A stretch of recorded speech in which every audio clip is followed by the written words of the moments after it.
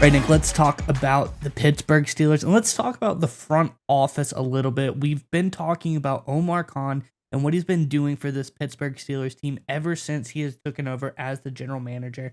Some people have given him the nickname the Con Artist. He's done very, very good as far as getting steals and deals, whether it's the draft or free agency. But one of the latest moves this free agency, I think, was one of the bigger deals that he was able to scrounge up for the Pittsburgh Steelers. Let's get into the article and talk more about it on the other side. This is from over on PFF. It says, much was made of whether Queen benefited from the presence of linebacker Roquan Smith after the Ravens acquired the All-Pro at the deadline in 2022, but it's not all fair to suggest Queen didn't also settle in and take his game to another level over the past two seasons. Of course, talking about now Steelers linebacker Patrick Queen. With Queen entering Pro Bowl honors on the league's best defense in 2023, we envisioned he could have a free agent market akin to the Chicago Bears' Tremaine Edmonds to a 4-year, $72 million contract last season. But Queen signed a 3-year, $41 million deal with the Steelers. His draft pedigree and athletic ability and the clear improvements have shown as the game slowed down were evident for both players. However, Pittsburgh was able to tether this deal to a second tier of linebacker contracts, which had a great resurgence overall this offseason. The win for Queen is signing only a 3-year deal so that he can get another bite at the apple while he is still young. So this sounds both like a team-friendly deal, but a deal that's also beneficial to Queen as well, Nick. I'm curious as your thoughts on this one, but before we get to you, Steelers fans, in the comment section below, the draft is coming up. You have a lot of potential holes to fill on this roster. I want to know, what do you think the Steelers are going to do with their first round pick? Last time you get to put in your predictions, probably before the draft is upon us.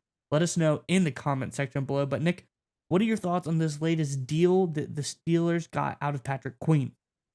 So I think it's important to understand the context, right? And this is one good deal, and it is a really good deal, right? PFF had it ranked near the top of their list of most team-friendly deals any team has made this offseason for a reason. So again, this is a good deal by Omar Khan, but it's important to understand the larger context as well. Steelers fans, you guys are very well aware of the fact you also acquired Justin Fields for a 6th-round pick, could become a 4th-round pick if he plays more than 51% of the team snaps in 2024.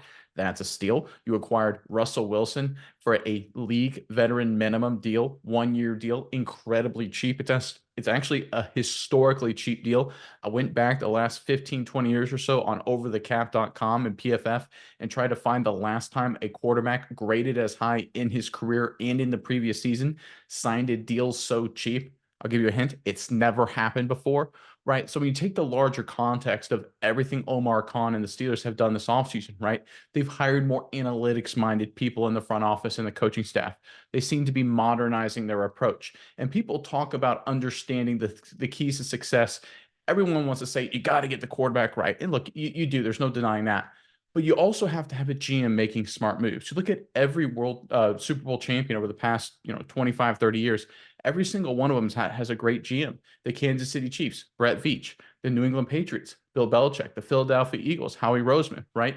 You go back, Indianapolis Colts, Bill Polian, right? You go back as many times as you want to go back, Super Bowl champion. When the Steelers were winning champions, Kevin Tolbert was doing a great job as a GM, right? The Ravens had a good front office with Ozzie Newsome when they were winning titles. Again, you need a good GM who's willing and able to make smart moves. And Omar Khan this offseason, I think, is starting to feel what he needs to do. He's making a lot of really smart changes. And I think that is the key here. The Steelers are taking a new approach to the offseason. They're taking a value-oriented approach. You see this in every single deal. You see this in the Fields trade. You see this in the Russell Wilson signing. You see this in the Patrick Queen signing, right? And I know people will say, what about the Deontay Johnson trade? I don't really count that because Johnson reportedly, and at this point, I think it's starting to get kind of obvious, was a locker room issue. His contract was potentially going to be a bigger cap hit than the Steelers wanted.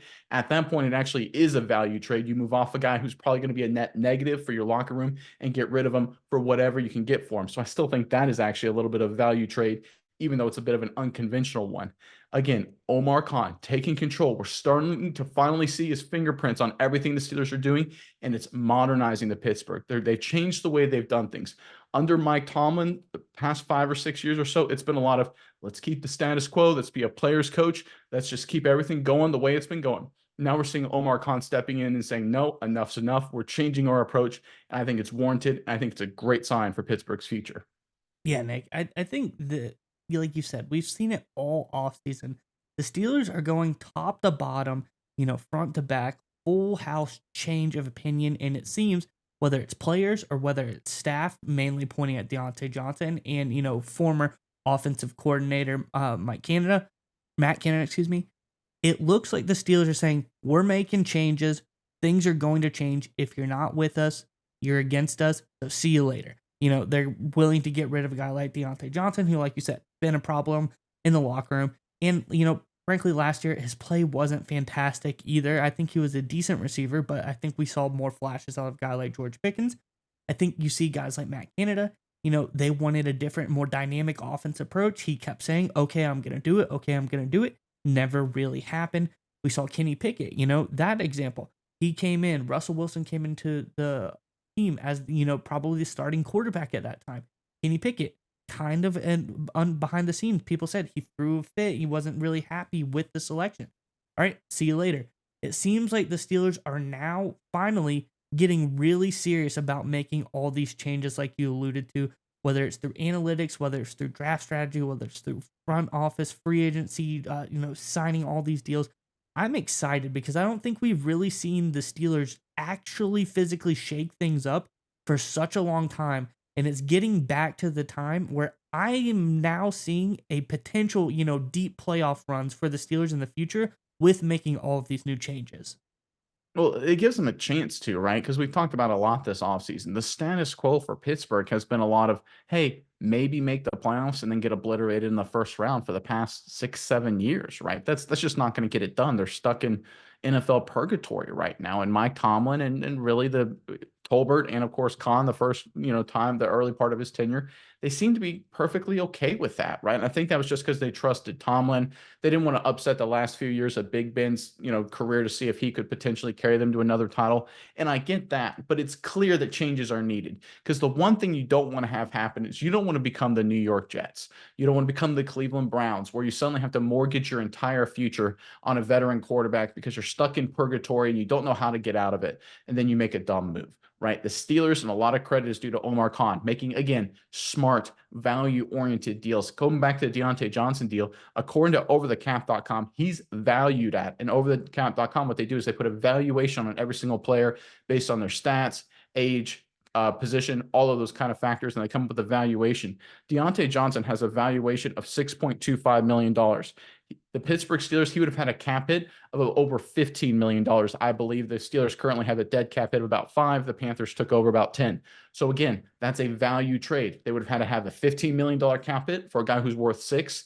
It's worth moving off of him and picking up a draft pick in return. Again, value orientation in terms of all your decision making. I think that is what will give the Steelers the opportunity to move back into the NFL's elite, because we see that's what the smart teams are doing. That's what the Chiefs are doing, right? That's what the Eagles have done for a very long time. The 49ers do a lot of that as well. The Ravens have been doing that a lot. Now even the Bengals are getting on that train. The Steelers, I was getting a little concerned there going into this offseason. The Steelers were going to fall behind even the Bengals for handling that. But I'm excited to see what Omar Khan has done this offseason, because I think Steelers fans should give you guys some hope that you're finally going to catch up and make really strong, value-oriented decisions going forward.